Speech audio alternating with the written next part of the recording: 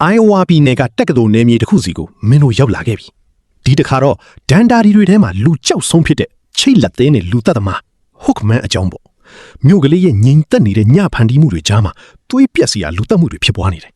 တီဆုံးသူတွေဟာဒေသခံဖုံးတော်ကြီးရဲ့သမီးဖြစ်သူ Lori နဲ့ပတ်သက်နေသူတွေကြီးပဲ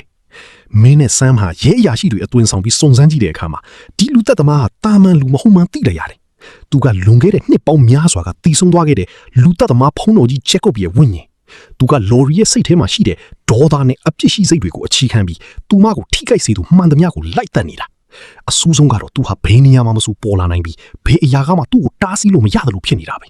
မင်း Lori ရဲ့အိမ်ထဲမှာကင်းဆောင်နေရင်အမောင်တဲကနေတက်တူချင်းထိခိုက်တဲ့ချစ်ဆိုတဲ့အတန်ကိုကြားလိုက်ရတယ်အဲ့ဒီအတန်ကမင်းရဲ့ကြောရိုးစိတ်တက်သွားစေတယ်မင်းရဲ့တနက်ထဲမှာစားကြည့်စမ်းနေအသင့်ရှိနေပေမဲ့ဝိညာဉ်ကပျောက်လိုက်ပေါ်လိုက်နဲ့မင်းကိုကစားနေတယ်ဆမ်ကတော့ဒီဝိညာဉ်ရဲ့အစပြုရဖြစ်တဲ့ငွေချိတ်ကိုလိုက်ရှာနေတယ်ဝိညာဉ်တွေကိုနှိမ်နှင်းမှုဆိုရင်သူတို့ဆွဲကပ်နေတဲ့ပစ္စည်းကိုမီးရှို့ဖျက်ဆီးပြရမယ်ဆိုတာမင်းတို့ကောင်းကောင်းသိတာပေါ့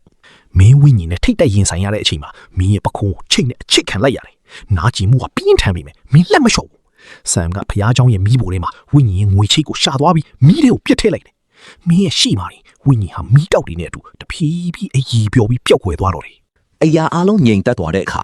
Lori ကတော့သူမရဲ့ဘဝတစ်ခုလုံးပြောင်းလဲသွားတာကိုကြည့်ရင်ကြံ့ရစ်ခဲ့တယ်။ Sam ကသူမကိုကြည့်နေတဲ့အကြည့်တွေထဲမှာဂယုဏတွေပါနေတာကိုမင်းသတိထားမိတယ်။မင်းကြီးကတာမန်ဘဝကိုဘလောက်တောင်တောင်းတနေတယ်လဲဆိုတာမင်းသိတာပေါ့။ဒါပေမဲ့မင်းတို့အတွက်တော့တာမန်ဘဝဆိုတာအလှမ်းဝေးလုံးတဲ့အိမ်မက်တစ်ခုပဲ။မင်းတို့အင်ပါလာကားပေါ်ပြန်တက်ခဲ့ကြတယ်။မင်းတန်ရာရထားတဲ့ပခုံးကိုတစ်ချက်ကြည့်လိုက်ပြီးပြုံးလိုက်တယ်။နောက်တစ်ခါကျရင်တော့ငါတို့ဒီထက်ပိုမြန်ဖို့လိုမယ်ဆမ်လို့မင်းပြောလိုက်တယ်။ကာအင်ဂျင်တန်ကတိတ်ဆိတ်နေတဲ့ညနှစ်ပိုင်းလမ်းမပေါ်မှာဟိန်းထွက်သွားတယ်။မင်းတို့ရဲ့အမဲလိုက်ပွဲကမပြီးသေးဘူး။ရှေ့မှာဘလို့ထူးဆန်းတဲ့ဒန်တာရီတွေကမင်းတို့ကိုစောင့်ကြုံနေရုံမလဲ